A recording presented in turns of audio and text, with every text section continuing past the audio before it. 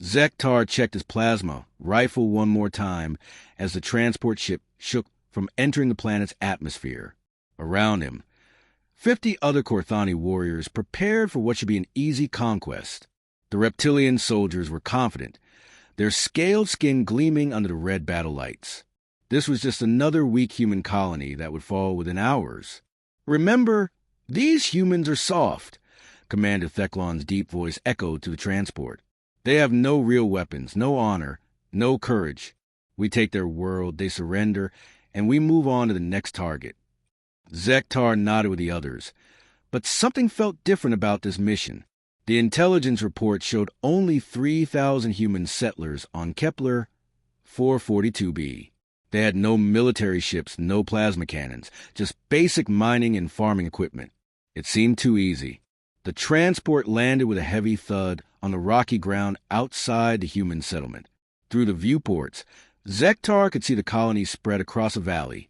Simple metal buildings, solar panels, and farming plots stretched between two mountain ranges. It looked peaceful, almost boring. "Deploy!" Theclon roared. The warriors poured out of the transport, their weapons ready.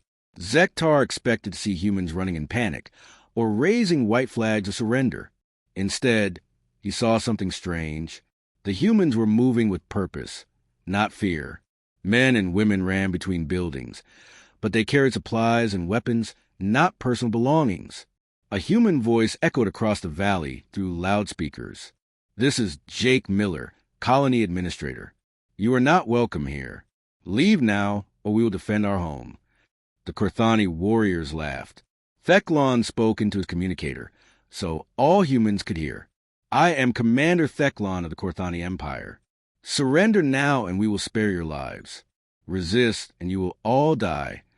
"Then we die," came Jake Miller's simple reply. Zektar felt confused. Why would they choose death over the slavery most species accepted? The Korthani had conquered 47 worlds. Every species eventually surrendered when they saw Korthani power. These humans were acting like they had a chance of winning. The attack began at dawn. Zektar advanced with his unit toward the colony's main buildings. The humans had built walls from mining equipment and farming machinery. It looked like children playing war, not real defenses. Then the shooting started. The humans had taken apart their mining lasers and turned them into weapons. They used explosive charges meant for clearing rocks as grenades. Their bullets came from hunting rifles and security weapons, nothing that should hurt Korthani armor. But they were accurate, very accurate.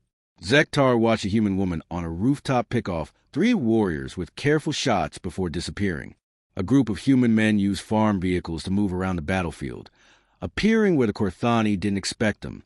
The humans seemed to know every rock and building in their colony. "Take cover." Theclon ordered as more warriors fell. Zektar crouched behind a broken transport. Next to him, warrior Gekmor was bleeding from a shoulder wound. "These humans fight like they have nothing to lose," Gekmor said. That was exactly the problem. Zektar realized. The humans were fighting like cornered animals, but smart ones. They set traps using mining explosives. They used mirrors to blind Korthani warriors with reflected sunlight. When one position became too dangerous, they retreated through tunnels they had dug between buildings. A human voice called out from nearby. "Korthani warrior behind the transport. Can you hear me?" Zektar looked around carefully. A human man stood 50 meters away, holding a rifle but not aiming it. He was older, with gray hair and steady eyes. "I hear you, human," Zektar replied. "My name is Danny Clark. I'm the security chief here. You're young for a Korthani warrior, aren't you?" "Young enough to kill you," Zektar said, though he made no move to raise his weapon. Danny Clark smiled. "Maybe, but before we kill each other, I want to ask you something.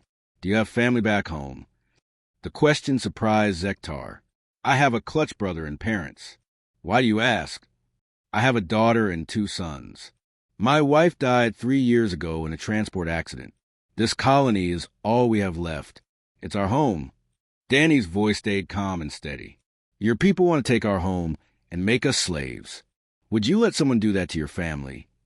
Zektar had no answer. The Korthani took worlds because they could, It was natural law. The strong ruled the weak.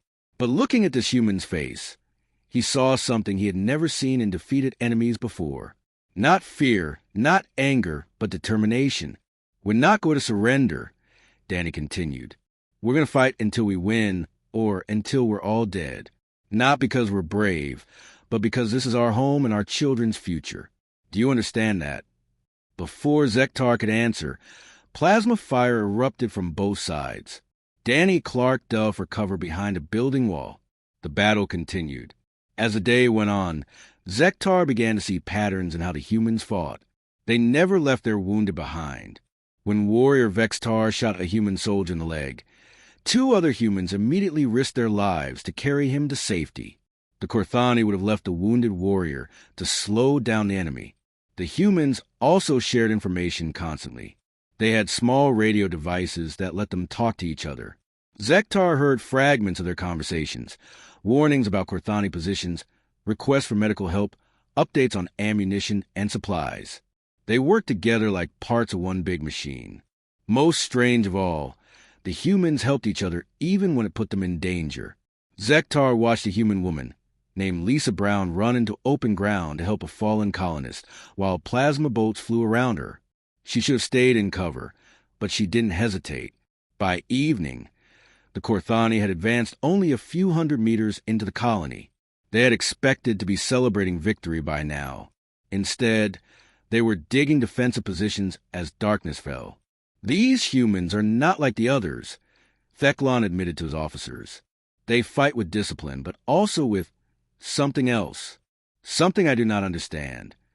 Zektar thought about Danny Clark's words as he prepared for night watch. The human had asked if he would let someone take his family's home. The answer was no, of course not. But the Korthani had been taking other people's homes for generations.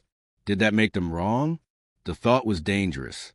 Korthani warriors did not question their orders or their empire's right to conquer. But as Zektar looked at the human colony's lights in the darkness, he wondered what made these humans willing to die for their home. What kind of courage was that? The second day of fighting began before sunrise. Zektar had barely slept, thinking about the strange human courage he had witnessed. The Korthani attack started with plasma artillery, but the humans had spent the night digging deeper into their defensive positions. What amazed Zektar was how organized the humans remained. While Korthani warriors fought for individual glory, the humans worked as a team. A woman named Amy Foster had turned the colony's machine shop into a weapons factory overnight. She took apart mining equipment and farming tools, creating new guns and explosive devices. Zektar watched through a scope as Amy worked. She should have been terrified, but her hands stayed steady as she welded metal parts together. When a plasma bolt hit near her workshop, she didn't even flinch. She just moved her work to a safer corner and kept building weapons. Target the workshop, Theclon ordered. Kill the weapon maker. But every time the Korthani aimed at Amy, other humans created diversions. A man named Pete Johnson would pop up from a different position and fire at the Korthani, drawing their attention away. Then someone else would do the same from another direction. The humans protected each other without being ordered to do so. The real surprise came when the Korthani tried to surround the colony from the east. The ground looked solid, but it was actually an old mining area. When 15 Korthani warriors advanced across it, the humans triggered explosive charges.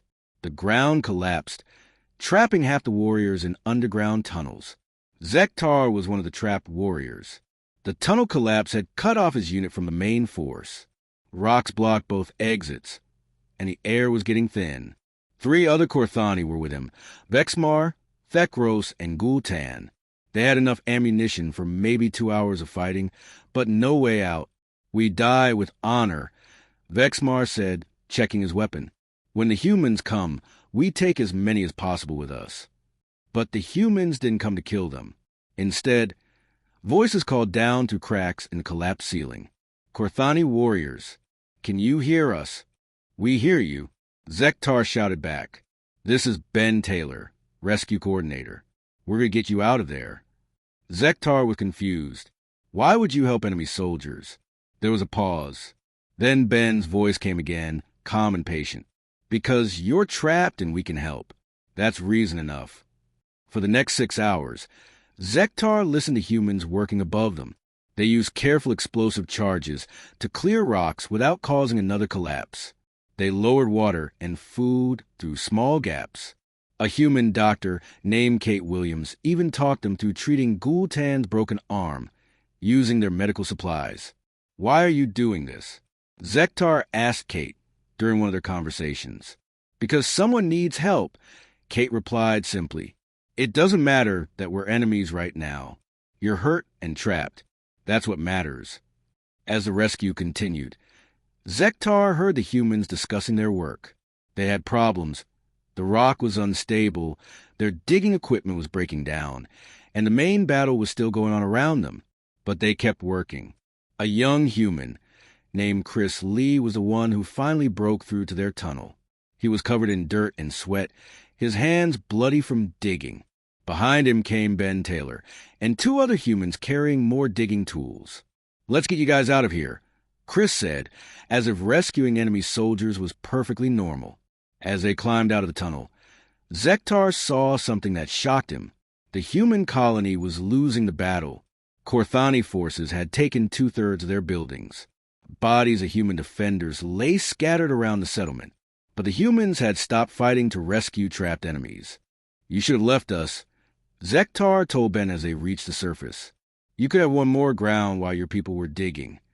Ben looked at him with tired but steady eyes. Winning ground doesn't mean anything if you lose your soul doing it. That evening, as both sides treated their wounded, Zektar found himself thinking about Ben's words.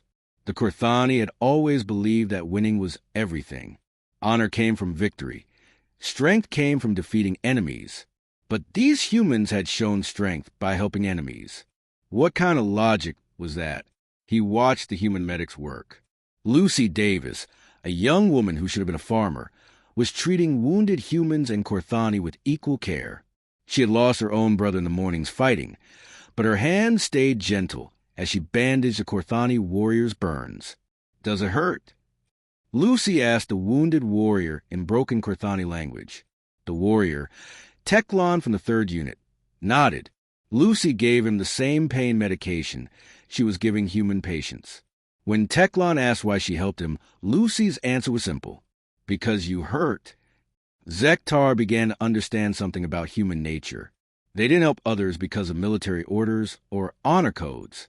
They helped because they couldn't stand to see suffering. It seemed to be built into them, like breathing or eating. During the night, Zektar talked with Sam Martinez, a former human military officer who had been leading one section of the defense. Sam had fought in 3 wars before coming to this colony to farm. "Why did you leave the military?" Zektar asked. "Got tired of killing," Sam replied. "Wanted to build something instead of destroying things. Wanted to grow food, raise children, make a peaceful life. But now you fight again." Sam nodded, looking sad but determined. "Sometimes you have to fight to protect the things you love. But I'd rather be planting crops tomorrow than shooting at your people." "You could surrender," Zektar pointed out. "The Empire would let you live as workers."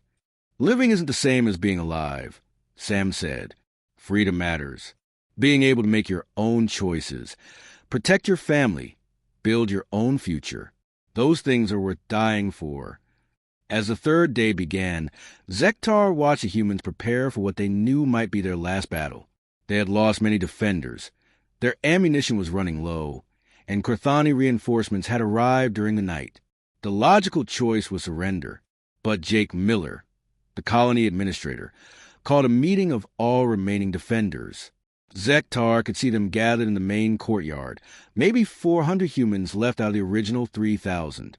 Jake stood on a broken wall so everyone could see him. "We fought well," Jake said, his voice carrying clearly in the morning air. "We've shown these invaders that humans don't break easily. Some of you want to surrender to save lives. I understand that. But I want you to think about what surrender means for your children and grandchildren." He pointed toward the family shelters where the non-combatants were hiding. If we surrender, they grow up as slaves. They never know freedom, never make their own choices, never build their own dreams. Is that living? Or is that just existing? The humans voted. It wasn't even close. They would fight until the end. Zektar realized he was witnessing something he had never seen before, an entire people choosing death over submission, not because they were stupid or crazy, but because they valued something more than life itself. They called it freedom, but it was bigger than that. It was the right to be human. Everything changed on the morning of the fourth day. Long-range sensors detected something that made both humans and Kurthani stop fighting and stare at their displays in horror. A massive fleet was approaching the planet. 40 ships moving in perfect formation, their design unlike anything either species had seen before. Zektar stood next to his unit commander Theclon as the readings came in. The ships were huge, each one twice the size of a Kurthani battlecruiser. But what scared him most was how they moved, with the coordinated precision of insects in a hive. Zarathi, whispered the communications officer, a young Kurthani named Veltar. The intelligence reports were true. They exist. Theclon's face went pale beneath the scales. The Zarathi were legends, stories told of frightened young warriors. An insectoid race that consumed entire worlds, leaving nothing behind but dead rock. Most Kurthani believed they were myths. A new voice crackled over the communication channels, cold, mechanical, speaking in perfect Kurthani and human languages simultaneously. This world contains biological resources suitable for consumption. All life forms will be processed within 72 hours. Resistance will delay processing, but not prevent it. The message repeated in a dozen other languages, then stopped. The approaching fleet continued toward the planet without slowing down. Jake Miller's voice came over the human communication system. All Kurthani forces. This is Colony Administrator Miller. We need to talk. An hour later, Zektar found himself in the human colony's main meeting room, serving as a translator between the two forces. Commander Theclon sat across from Jake Miller, both leaders looking grim. Around them, human and Kurthani officers studied tactical displays showing the approaching fleet. Our combined forces have maybe 600 fighters, Jake said calmly. They have at least 5,000, plus weapons that can destroy continents. If we keep fighting each other, we all die. Theclon's pride struggled with the reality of the situation. The Kurthani do not ally with lesser species. A human woman named Maria Santos, who had been studying the enemy fleet composition, looked up from her computer. Then you'll die proudly and pointlessly, while your empire never learns what killed you here. Her bluntness surprised Theclon. Most species spoke carefully around Kurthani commanders, showing fear and respect. Maria just stated facts. The Zarathi adapt to enemy tactics within hours, Maria continued. Our intelligence reports say they've destroyed 17 worlds in the last 5 years. Each time, they learned from how their enemies fought and adjusted their approach. Ryan Bell, a former human starship captain, activated a holographic display showing the enemy fleet's formation. Look at their positioning. They're not approaching like conquerors, expecting easy victory. They're approaching like exterminators coming to kill everything that moves. Zektar studied the display and felt cold fear in his belly. The Zarathi ships move with mathematical precision, covering every angle of approach to the planet. There would be no glorious battle, no honorable defeat, just systematic elimination of all life. What do you propose? Theclon asked reluctantly. Jake Miller gestured toward the tactical displays. We know this planet better than anyone. We have defensive positions already prepared, underground tunnels, hidden weapon caches. You have superior firepower and trained warriors. Together, we might have a chance. And if we survive? Theclon asked, do the humans expect us to simply leave your world? Jake was quiet for a moment. We'll deal with that problem when we're all still alive to have it. The alliance began immediately. Zektar was assigned as a liaison officer, working directly with human tactical teams. His first assignment was with a group led by Tony Walsh, a communications specialist who had served on 3 different merchant ships before settling on Kepler 442b. Tony showed Zektar the human communication network, a system that connected every defender through small radio devices. Your people fight in units with clear command structure, Tony explained. That works great until someone kills your commander. Our system lets anyone coordinate with anyone else. Zektar learned to use the human radios, but more importantly, he learned how humans shared information. They didn't hoard tactical advantages or wait for orders from superiors. If someone spotted an enemy position, they immediately told everyone who needed to know. Why do you trust every fighter with important information? Zektar asked. Tony looked puzzled by the question. Because they're the ones doing the fighting. They need to know what they're up against. As they prepared combined defenses, Zektar worked alongside human engineers and Corthani technicians.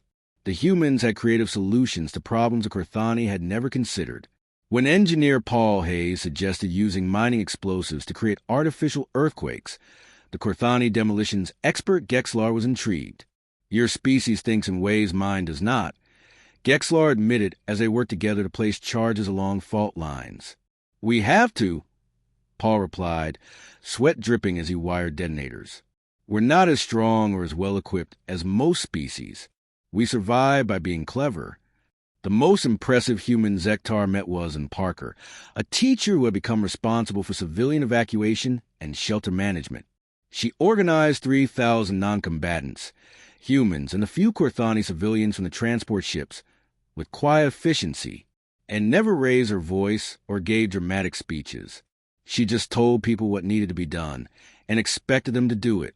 When Corthani civilian Lektar complained about taking orders from a lesser being, Anne's response was simple. You can complain, or you can help dig latrines for the children's shelter. Your choice. Lektar chose to dig latrines.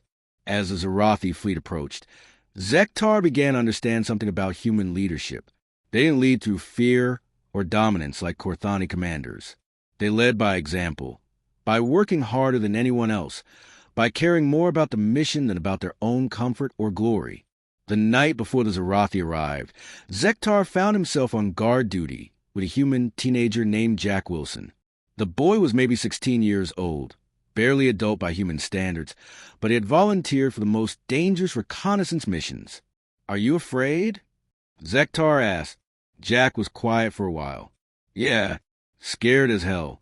But being scared doesn't mean you stop doing what needs to be done. Corthani warriors are trained to overcome fear, Zektar said. Maybe that's your problem, Jack replied. Fear keeps you alive. Fear makes you careful, makes you think before you act. The trick isn't to stop being afraid. The trick is to be afraid and do the right thing anyway. As they watched the Zarathi ships begin their descent, Zektar thought about Jack's words. The young human was terrified. Zektar could smell the fear scent on him. But he stayed at his post, eyes alert, weapon ready. For the first time in his life, Zektar wondered if the Corthani definition of courage was wrong. Maybe true courage wasn't the absence of fear.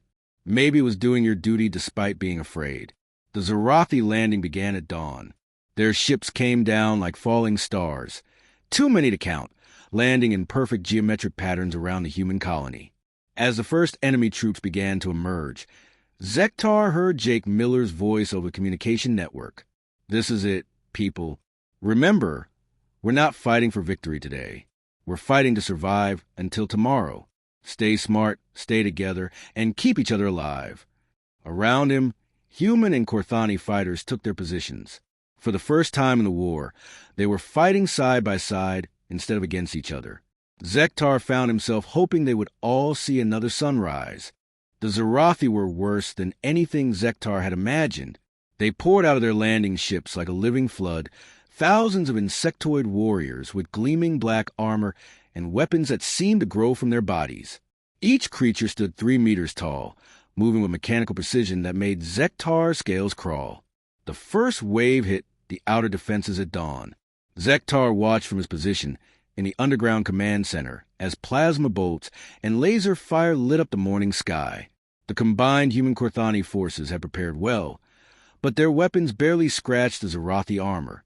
Conventional weapons are ineffective, reported Maria Santos from her sensor station. Their armor adapts to energy frequencies within minutes. Commander Theclon slammed his fist on the tactical display. Then how do we kill them? We don't fight them head-on, Jake Miller replied calmly. We make them come to us on our terms. The retreat to the underground positions began exactly as planned. Human and Korthani fighters fell back through prepared routes, drawing the Zorathi into the colony's maze of buildings and tunnels. But even with home field advantage, the situation looked hopeless.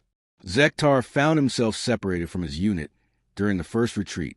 He was trapped in a damaged storage building with 5 human defenders, a mix of colonists and former military personnel. The building shook as Zorathi weapons hit the walls around them. One of the humans, a medic named Carol Stone, was treating a wounded Korthani warrior named Hextar. The warrior had taken a direct hit from a Zorathi weapon that had burned through his armor and deep into his chest. He should have been dead. "Hold still," Carol told Hextar as she worked. "I can stop the bleeding, but you need to stay quiet." Hextar looked at her with confusion. "Why do you help me? I am dying anyway." Carol's hands never stopped working as she applied medical foam to his wounds. "Because you're hurt and I'm a medic. That's all the reason I need." Another human, a former soldier named Alex Turner, was setting up defensive positions by the windows. His movements were calm and professional despite the chaos outside. Zektar noticed that Alex's hands shook slightly as he loaded his rifle. "You are afraid?" Zektar observed. Alex nodded without shame. "Terrified. Those things out there are like nothing I've ever fought. But my daughter Emma is in a civilian shelter. She's 8 years old, and she loves to draw pictures of flowers." He finished loading his weapon and took position. Fear doesn't matter. What matters is making sure she gets to draw more flowers. As they waited in the damaged building, Alex told Zektar stories about his daughter, how she had been born during a storm, and how she always shared her food with stray animals. Simple stories about a human child Zektar would never meet, but somehow those stories made Alex's courage real and understandable. The Zorathi found their hiding place just before noon.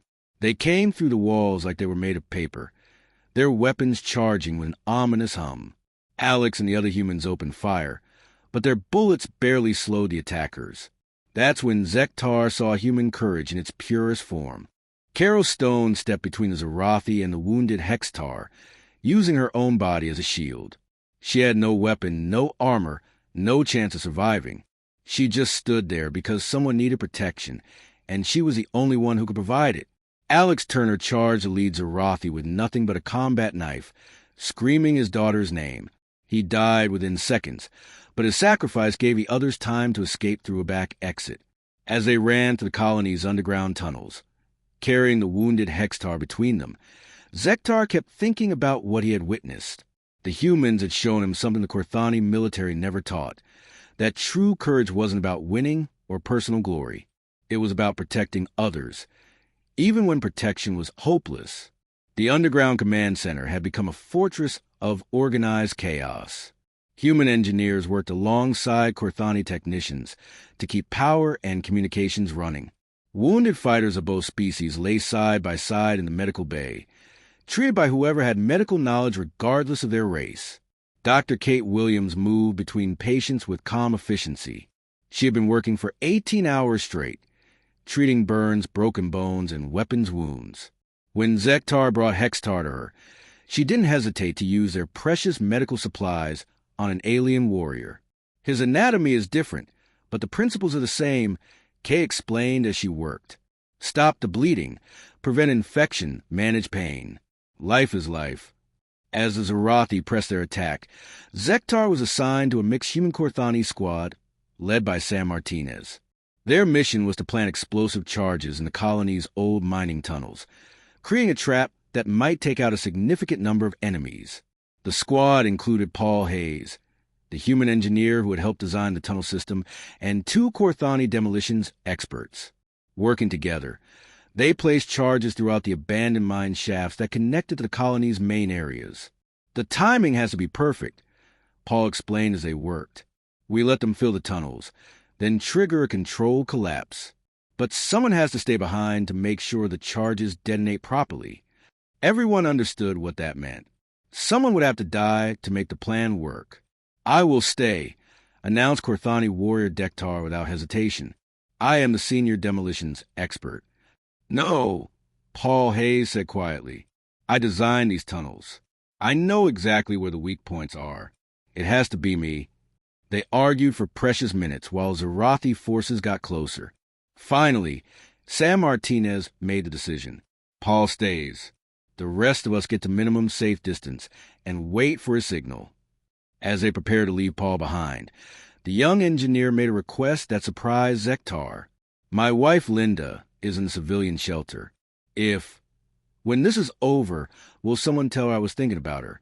And our son, Bobby. He's only 3. Tell him his dad loved him. Zektar found himself volunteering. I will tell them. Paul smiled. Thanks. That matters more than you know. The trap worked perfectly. When the Zarathi poured into the mining tunnels, Paul triggered the explosives. The entire tunnel system collapsed, taking out nearly 200 enemy warriors. The explosion shook the ground for kilometers. But Paul Hayes didn't survive to see the results of his sacrifice. That night, as both sides counted their losses and prepared for another day of fighting, Zektar found himself thinking about Paul's last words. The human hadn't asked for glory or to be remembered as a hero. He had just wanted his family to know he loved them. In the Korthani military, warriors died for honor and the glory of the Empire. But Paul Hayes had died for something smaller and somehow more powerful. The love of a wife and child who would grow up without him. As Zektar sat in the underground shelter, surrounded by exhausted human and Korthani fighters, he began to understand what made human courage different. It wasn't about conquering fear or achieving glory. It was about ordinary people doing extraordinary things because someone they loved was depending on them. The Zarathi would attack again tomorrow. Many more would die. But tonight, Zektar felt something he had never experienced before. The privilege of fighting alongside beings who understood that some things were worth more than life itself. By the 5th day, the situation had become desperate. The Zarathi had adapted to every tactic the combined forces used against them. Their armor now deflected the mining laser modifications. Their formations had adjusted to account for explosive traps. Worst of all, they had learned to predict human and Korthani movement patterns. Zektar stood in the main command center, watching the tactical displays show their shrinking defensive perimeter. They had maybe 200 fighters left, both human and Korthani. The civilian shelters held another 1,000 people who would die when the defenses finally collapsed. Power systems are failing, reported Tony Walsh from his communication station. The main fusion reactor took a direct hit 6 hours ago. We're running on backup power cells that won't last another day. Jake Miller studied the damage reports with the same calm expression he had worn throughout the siege. How long until complete power failure? 18 hours, maybe 20, replied Gary Roberts, the colony's chief engineer. But that's not the real problem. The reactor containment is cracked. If it breaches, the explosion will take out the entire valley. Commander Theclon looked up sharply. How large an explosion? Gary ran calculations on his tablet. Big enough to vaporize everything within 50 kilometers, including the Zarathi forces. A cold silence filled the command center. Everyone understood the implications. The damaged reactor could be turned into a weapon that would destroy both the enemy and themselves. Could the explosion be triggered manually? Asked San Martinez. Gary nodded slowly. Someone would have to stay in the reactor chamber and override the safety systems. It would take about 30 minutes of constant work, and the radiation levels... He didn't finish the sentence. How much radiation?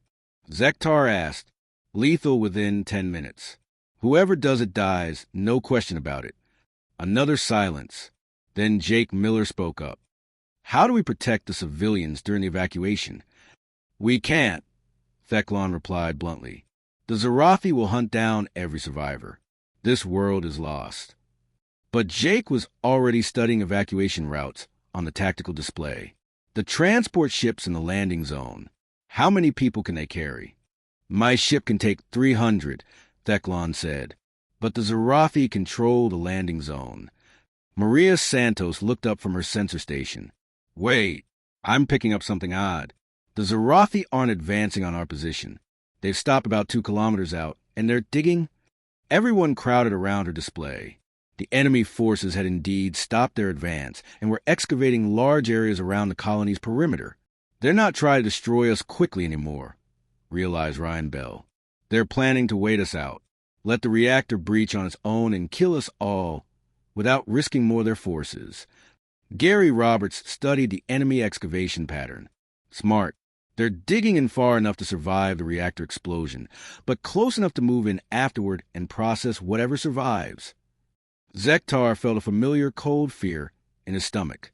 The Zarathi had learned that the combined human-Korthani forces were more dangerous than expected. Now they were using patience as a weapon, letting the humans destroy themselves. So we speed up their timeline, Jake said calmly. We trigger the reactor explosion while they're still in the kill zone. That's suicide, Theklan pointed out. It's victory, Jake replied. The Zarathi die, our people in the transport ships escape, and the galaxy learns how to kill them. Sometimes that's the best you can do. The evacuation began immediately. Working together, human and Korthani fighters created a diversion that drew Zarathi attention away from the landing zone. It cost them 50 fighters, but it gave the transport ships time to load civilians and wounded personnel. Zektar found himself assigned to the reactor team, a group of volunteers who would stay behind to ensure the evacuation succeeded. The team included Gary Roberts, 3 human engineers, 2 Korthani technicians, and a handful of fighters to provide security. As they made their way to the reactor chamber, Gary explained what needed to be done. The containment system has 17 different safety locks. We need to disable all of them while keeping the reactor running long enough to build up critical pressure. Then we trigger an overload that will cause a chain reaction. The work was technical and dangerous. Radiation levels were already high enough to make everyone sick within hours. Gary moved between control panels with calm efficiency, his hands steady despite knowing he was signing his own death warrant. Why did you volunteer for this? Zektar asked as they worked. Gary was quiet for a moment, focused on rewiring a control circuit. I have a wife and daughter back on Earth. Elena and little Kevin. Kevin just learned to walk last month before I left for this assignment. He smiled sadly. Elena sent me videos of him taking his first steps, wobbling around the house, proud as anything. You could have evacuated with the others. Someone has to stay. Someone who knows these systems well enough to make sure they work properly. Gary finished with one panel and moved to the next. Besides, Elena would understand. She's a teacher, spends her days protecting other people's children. She'd know why I had to do this. As they worked, other members of the team shared their stories. Human engineer Lisa Chun talked about her parents' farm where she had planned to retire. Korthani technician Vexmar spoke of his clutch siblings who would carry on his family line. Each person had something precious they would never see again, but they worked without complaint. The radiation sickness began to show after 2 hours. Gary's hand started shaking, and several team members became nauseous. But they kept working, helping each other when the symptoms got too bad to continue alone.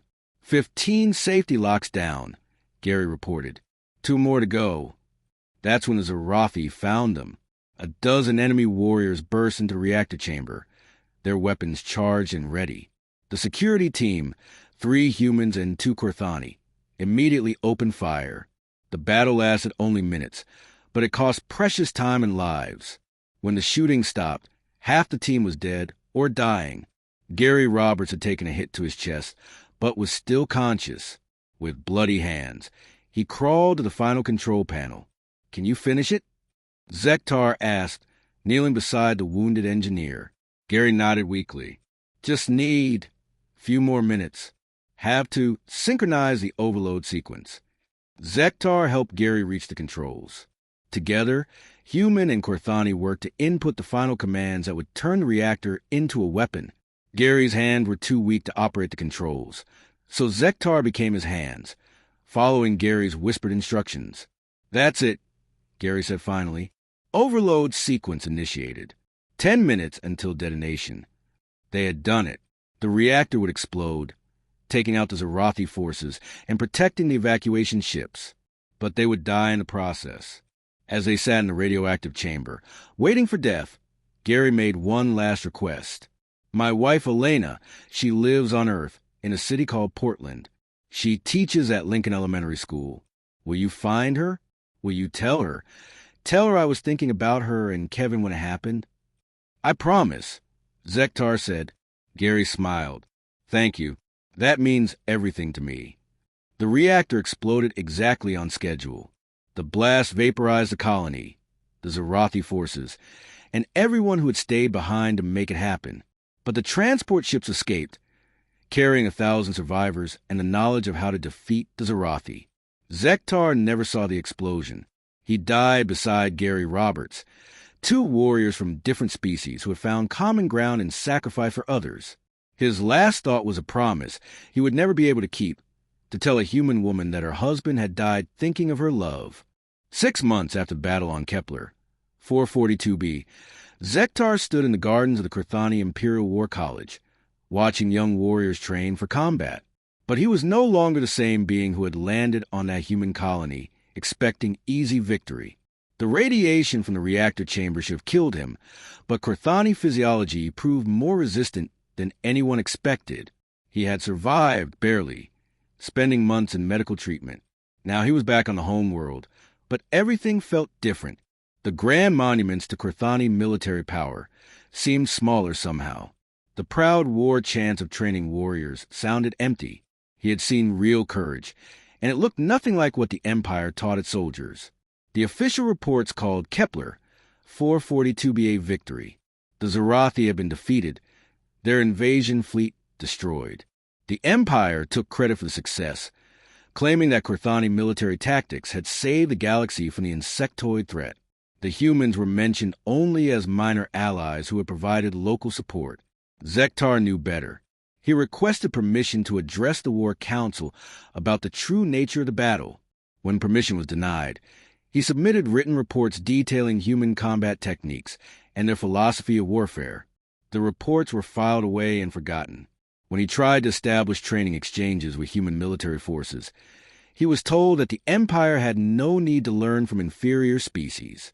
The frustration drove him to take unprecedented action. Zektar resigned from active military service and requested assignment as a diplomatic attaché. His superiors were confused but granted the request, thinking that surviving the Zarathi battle had damaged his warrior spirit. They were right, but not in the way they imagined. His first diplomatic mission took him to Earth, humanity's homeworld. The planet amazed him. Billions of humans living in vast cities, but also vast areas of preserved wilderness where they allowed other species to thrive. It was the opposite of Kurthani worlds, where every square meter was devoted to military or industrial purposes. His official mission was to negotiate mining rights in human space. His real purpose was to find Elena Roberts and deliver Gary's final message. Portland proved to be a city of moderate size built around a river, with mountains visible in the distance. Lincoln Elementary School sat in a quiet neighborhood where children played in parks and families grew flowers in small gardens. Zektar had never seen anything like it, a place designed for peace instead of war. Elena Roberts was exactly as her husband had described her, patient, gentle, devoted to teaching children. When Zektar introduced himself as a survivor from Kepler, 442b, her face went pale. She already knew Gary was dead. The official notifications had been sent months earlier, but she didn't know the details. They sat in her classroom after school hours, surrounded by children's artwork and books. Zektar told her everything: how Gary had volunteered for the reactor mission, how he had worked despite lethal radiation exposure, how his last words had been about his love for his family. He could have evacuated with the others, Zektar explained, but he said someone had to stay who understood the systems well enough to make them work properly. He died to save everyone else. Elena listened quietly, tears running down her face. When Zektar finished, she was silent for a long time. Then she asked, "Did he suffer?" The radiation made him sick, but he stayed focused on the work. At the end, he was peaceful. He was thinking about you and Kevin. Elena showed Zektar videos of Kevin taking his first steps, the same videos Gary had described in the reactor chamber. The little boy was walking more steadily now, chattering the way human children do, unaware that his father would never come home. Gary always said his job was protecting people, Elena said softly. He fixed the things that kept colonies running safely. I knew when he took the assignment to Kepler, 442b, that there might be dangers, but I never imagined. She wiped her eyes. Thank you for coming to tell me. It helps to know he was thinking of us. Over the following days, Elena showed Zektar around Portland and introduced him to Gary's family and friends. Zektar met dozens of humans who had known Gary as a neighbor, colleague, friend. To them, he wasn't a war hero. He was just a good man who fixed broken machines and helped people solve problems. That's what humans are like. Elena explained as they walked through a neighborhood park. We're not naturally brave or strong. We just try to take care of each other. Gary died because that's who he was, someone who fixed things when they broke. At Gary's memorial service, Zektar heard story after story about human courage. Not the dramatic battlefield heroics the Kurthanis celebrated, but quiet, everyday bravery. Teachers who worked extra hours to help struggling students.